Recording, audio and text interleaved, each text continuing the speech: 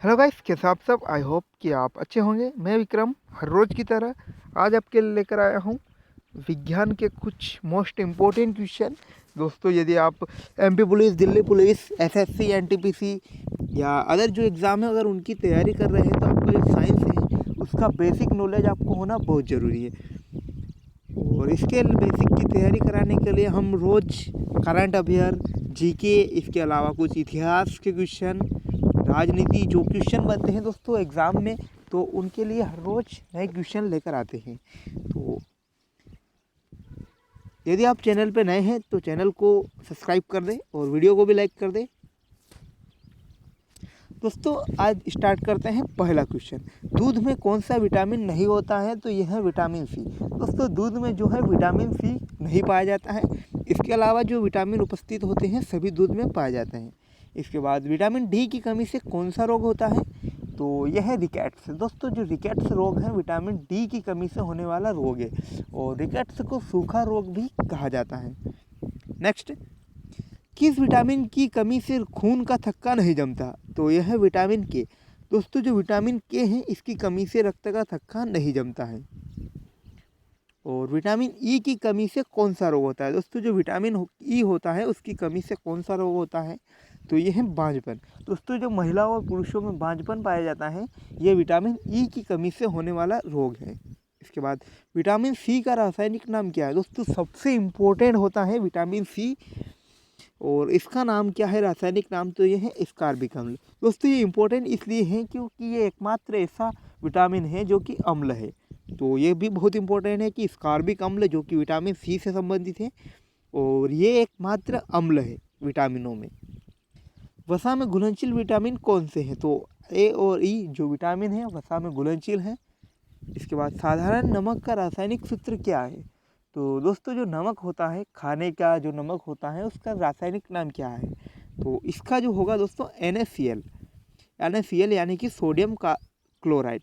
Sodium chloride जिसे साधारणतः नमक के नाम से जाना जाता है और इसे एक और रॉक साल्ट।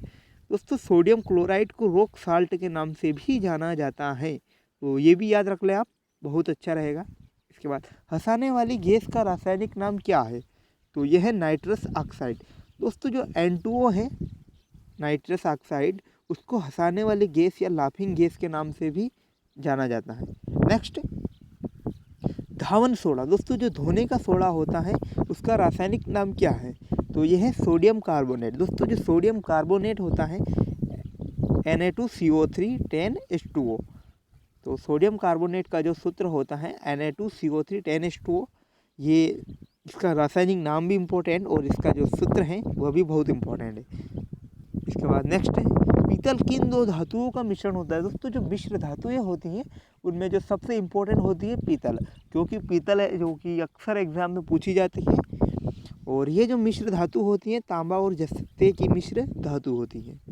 इसके बाद कैल्सीफेरोल किस विटामिन का रासायनिक नाम है? तो ये होगा दोस्तों अपना विटामिन डी। विटामिन डी जिसका रासायनिक नाम कैल्सीफेरोल है और इसकी कमी से रिकेट से सूखा रोग होता है जैसे कि आपको पता है। और जो हड्डियों इनमें हड्डियाँ कड़ी हो जाती हैं और हड्डियों में जो कि विशेषकर कैल्शियम ही पाया जाता है। तो इसका नाम से भी स्पष्ट हो जाता है कि कैल्सीफेरोल यानी कैल्शियम की उपस्थिति। और कैल्शियम कहाँ रहता है कि हमारे शरीर की हड्डियों में, और जो इसका जो रोग होता है इसमें हड्डियाँ कड़ी हो जाती हैं, तो इसका संबंध कैल्सीफेरोल। नेक्स्ट, नेत्रदान में नेत्र का किस भाग का दान किया जाता है? दोस्तों, जो मनुष्य का नेत्रदान होता है तो ये अक्सर लोगों को नहीं पता होता है कि कौन सा जो अंग होता है वह दान किया जाता है, तो ये उनके लिए जानना बहुत ज़रूरी है।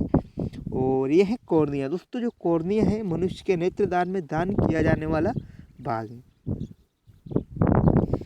किस विटामिन में कोबाल्ट होता है? तो विटामिन B12 जिसकी कमी से पेलाग्रा रोग होता है और विटामिन B12 कोबाल्ट जिसमें होता है और इसे जो इसका जो रासायनिक नाम है वो है साइनोकोबालामिन। साइनोकोबालामिन जिसमें कोबाल्ट धातु होती है, विटामिन B12 है ये, और इसकी कमी से पेलाग्रा रोग उत्पन्न होता है। क्लियर? इसके बाद नेक्स्ट, कोशिका का पावर हाउस किसे कहते हैं? तो यह है माइटोकॉन्ड्रिया। दोस्तों, जो माइटोकॉन्ड्रिया होता है उसको कोशिका का पावर हाउस या ऊर्जा ग्रह कहा जाता है। लाल रक्त कणिकाओं का निर्माण हमारे शरीर में किस भाग में होता है? तो यह है अस्थिमज्जा।